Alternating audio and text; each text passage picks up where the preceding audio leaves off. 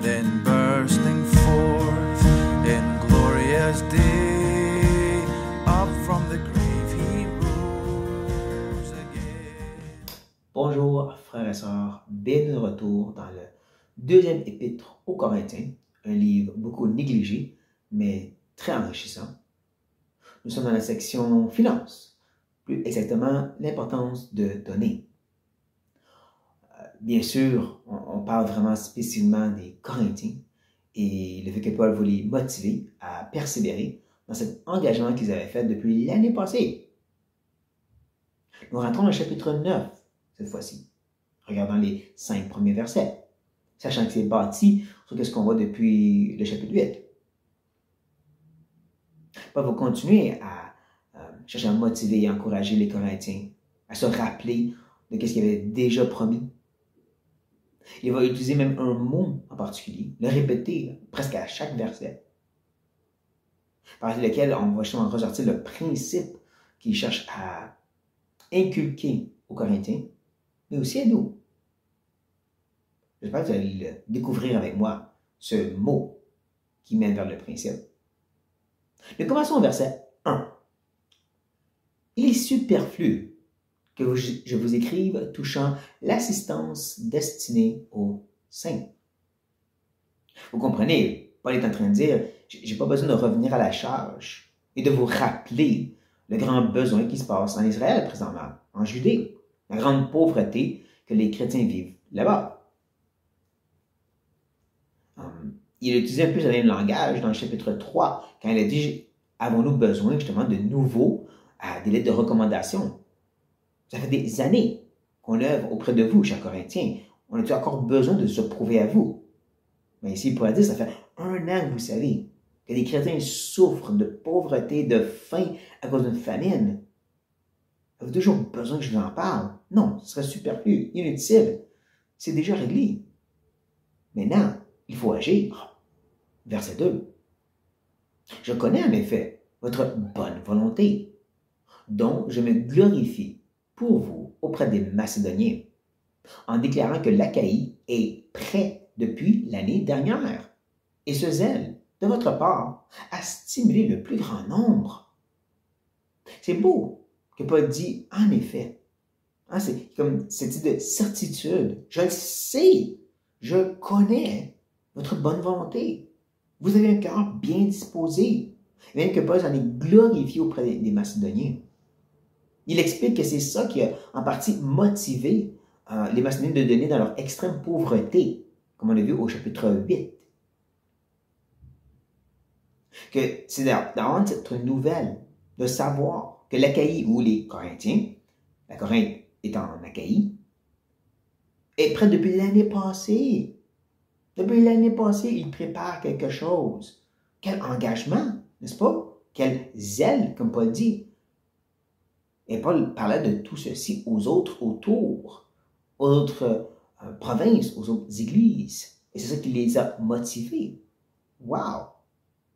Et Paul veut que ça persévère.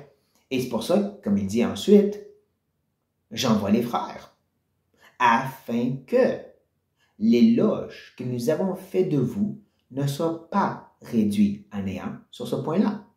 Et que vous soyez prêts, comme je l'ai dit.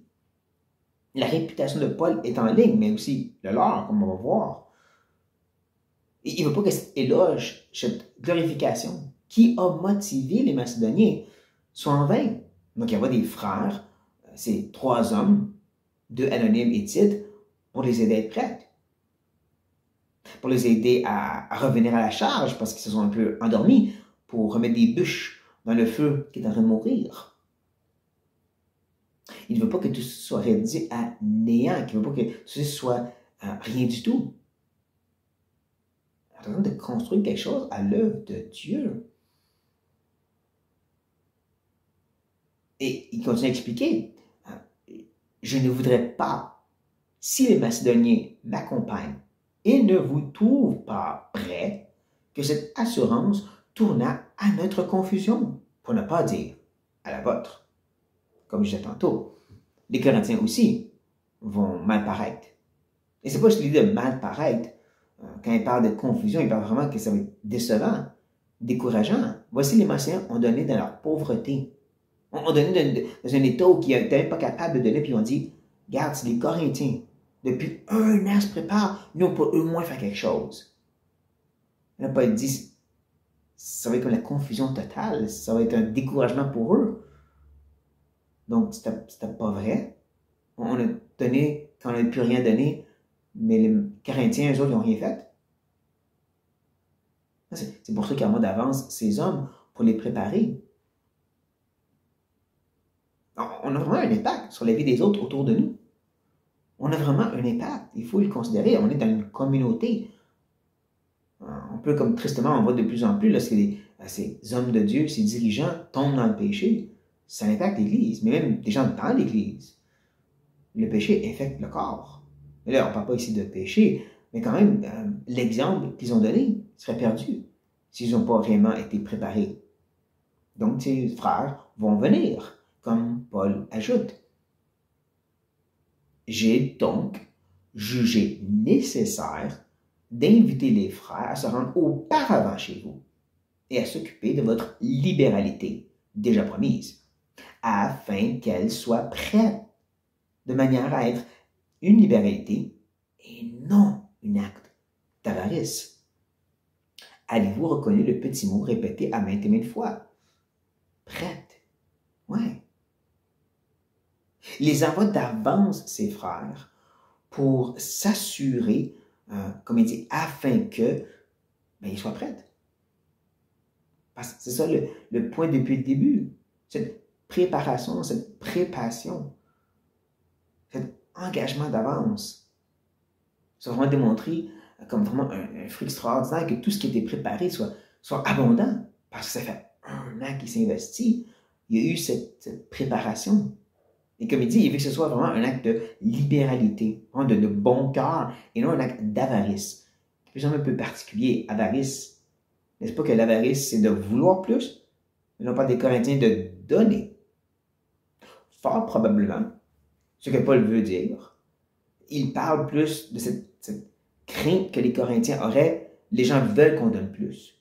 Ils s'attendent à qu'on donne plus, puis parce qu'il vient à la dernière minute, on va se sentir obligé de donner plus. Comment c'est l'idée? Dans le sens d'avarice. Cette idée, les gens de Judée s'attendent à nous. Les gens de Macédoine s'attendent à nous. Ils sont maintenant devant nous. Il faut qu'on donne. Et ils vont le faire dans un sens qui vont justement s'appauvrir extrêmement. Comme Paul dit dans le chapitre 8, le but de ce système d'égalité que Dieu pourvoit, où est-ce que certains ont plus, d'autres ont moins, c'est jamais pour vider tellement une personne, pour créer ce système de communisme où tout le monde n'a rien. C'est pas ça le système de Dieu. Et donc, il ne veut pas que ce soit justement un acte d'avarice, un acte d'obligation, mais de libéralité. Un fruit énorme, mais un fruit qui donne de bon cœur. Et pour ça, il faut être préparé. Et voici le principe qui est aussi bon pour nous. On veut servir, on veut donner, mais ça nous prête d'avance. Avons-nous cette attitude de préparation? Se prépare d'avance. Comme Paul le dit justement au chapitre 8, lorsqu'il parle du fait que les Macédoniens sont premièrement donnés au Seigneur. Et vraiment, cette attitude première, prête, dans ce sens-là. Si on n'a déjà pas une attitude qui dit mon temps, ma vie, mon argent est pour le Seigneur, et il n'y a pas cette préparation, il n'y a pas cet effort d'être prêt d'avance, bien souvent on est pris dépourvu, on se sent obligé de, peu importe quoi, mais c'est pas un acte de liberté, c'est plus un acte d'avarice, d'obligation. C'est pas ça qui honore le Seigneur. Mais pour ça, il faut avoir ce cœur préparé. Il faut avoir cette attitude de préparation, d'être prête, de bien régler notre temps, de bien régler notre vie, de bien régler nos finances. On n'est pas prêt. On ne peut pas donner de cette libéralité. Donc, que le Seigneur nous aide. Prenons au sérieux cette simple idée d'être prêt. Et prions. Seigneur, merci pour ta bonne parole, pour le fait que tu t'es révélé à nous, pour le fait que tu t'es fait connaître par ces hommes que tu as guidés par ton esprit à nous enseigner. Quel livre, Seigneur, Et même si Paul parle aux Corinthiens, même si Paul veut encourager ces hommes, cette Église à donner, nous pouvons reconnaître pour nous-mêmes l'importance d'être prêts, d'être prédisposés, de mettre l'effort d'avance, de ne pas attendre dernière minute. On veut que ce soit vraiment un cœur de bonne volonté, de libéralité, et non de cette obligation, de cette avarice, d'imaginer une sorte de monstre, ce Dieu qui veut toujours plus de nous.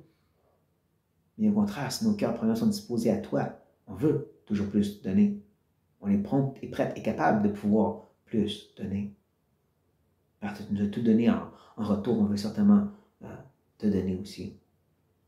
Et donc, aide-nous à être prêts. On te prie, au nom de Jésus-Christ. Amen.